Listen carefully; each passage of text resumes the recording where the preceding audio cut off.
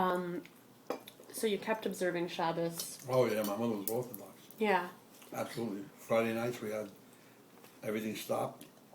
We went to shul, and we came home, we had dinner. And my mother made Shabbos dinner every Friday night and Saturday morning. We went to shul Saturday. Every day we were in shul. You know,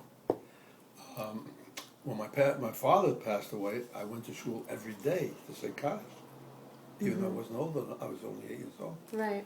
I said Actually, Kaddish he for a was whole bar year. he was bar mitzvah at 12 12. I was bar mitzvah, I was 12. because he was like No father. no father. That means the boy has to get to the role of the man sooner. The Wow. Yiddish or Hebrew word is called Yesoma. That's a child without a parent. Yesoma. But he had an older brother. Right. But they bar mitzvahed me when I was 12. I started my life 1 year earlier. And I went to shul every day. I said Kaddish for a full year. Winter, anytime. I went to shul every morning Wow. and every night. That's pretty unusual for an 8-year-old. But really, you were not obligated at that age. No. But your mother thought it was the right thing to do. Absolutely. Was that your choice to do it, or your mother encouraged it originally? You know, Mom said, I don't think an 8-year-old would Yeah, choose would to know do that. Yeah. I don't know. It was just part of my life. Yeah. I never, She said go, he went. I mean, Yeah, he you loved know, his mother. You know, Yeah, you know, of it's not a question of choice. It's a question of what's the right thing. What the right thing is. Yeah. And that's him. So, do you remember the first Shabbos after he passed away? Not really. Not really. Oh, what I did remember is going to shul, and all the kids would sit with their parents, their fathers. Mm. Now remember, the women sit in a different part of the shul. That's right. They were upstairs. Because you're Orthodox. Yeah, But you had your brother? I had my brother, but he didn't go to shul. I don't remember him going to shul. He was 10 years older, right, than you? Yeah, because he was 10 years older than me. And I had a sister also. But she sat with your mother. She sat with my mother, Mhm.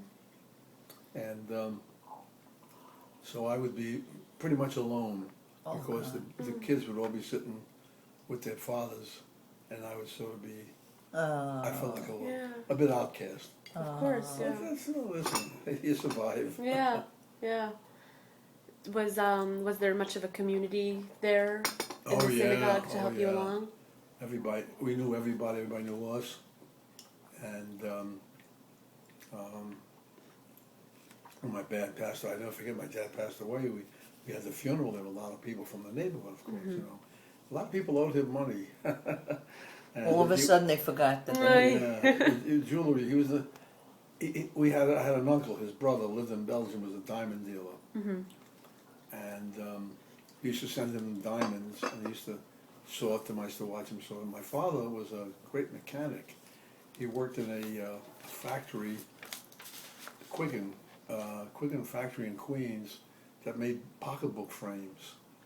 You know, the frames of the pocketbook? I remember that because my dad used to show me and tell me as a kid. I remember that. And he used to be the man putting the frames together for them. Oh wow. And in the house, I had an uncle in some Russia. I'm not sure. He used to make flatware, you know.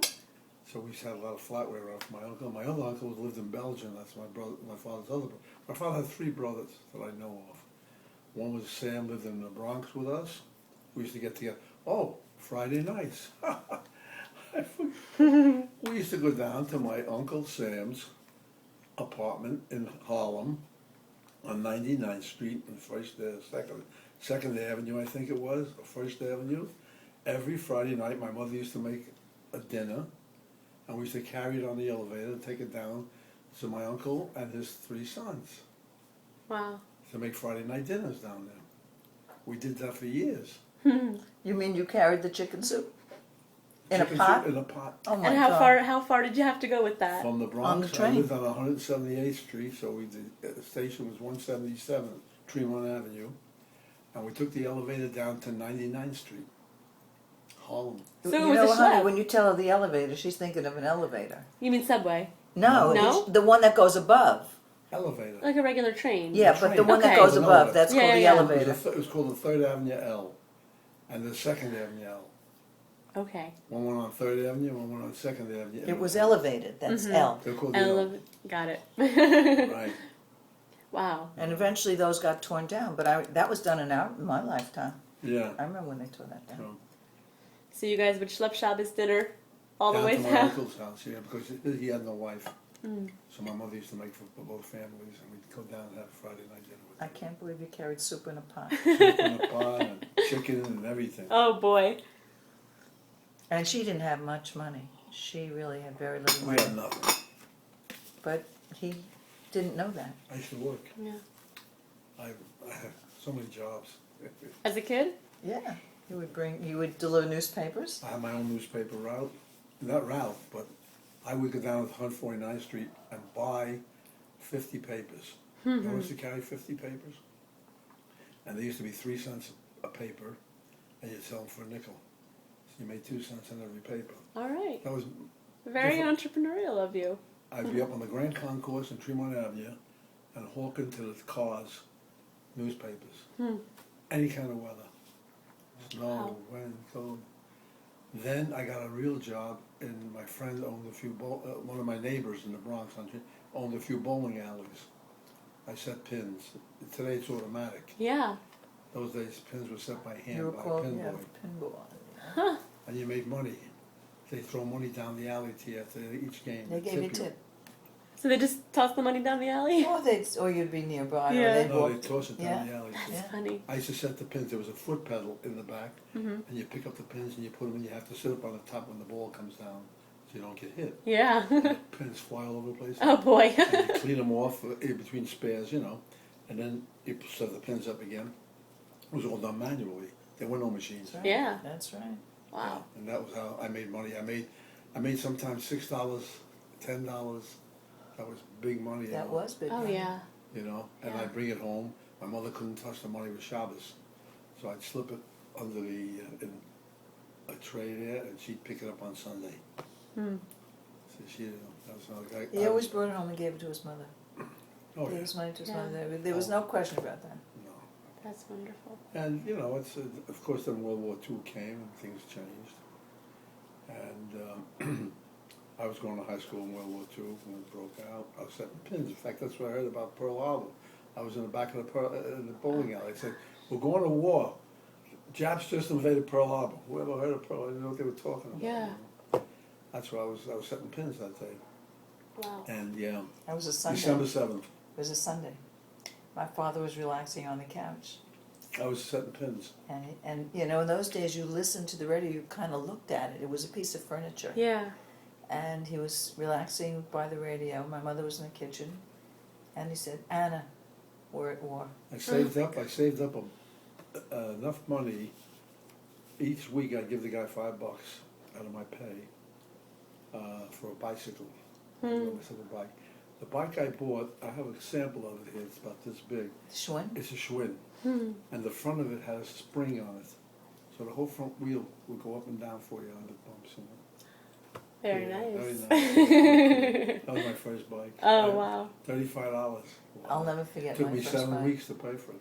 I was dying for a bike. Oh yeah, you got And yours. my friends had bikes, and I was turning 9. And I made it very clear what I wanted for my birthday. I lived on a street in Brooklyn, right on the corner from the J.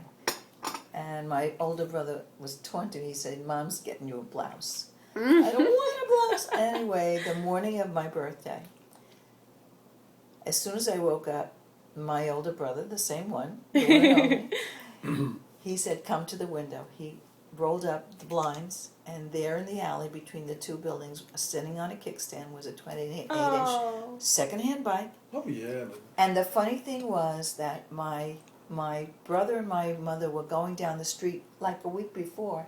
I said, "Where you going?" And he said, "I'm going to the J. Mom's going shopping."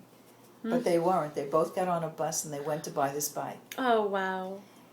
I cried so hard I couldn't see. That's You how still remember happy. it? Oh, it's probably the gift I'll never forget that gift.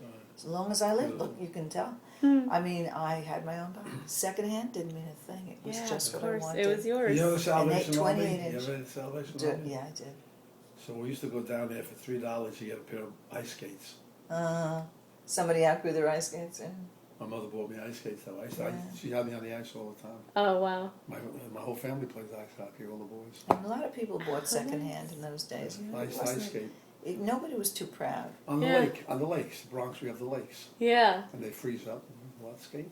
Oh My mother wow. had me on the ice. She had me on the ice every weekend. Oh, that's special. Yeah.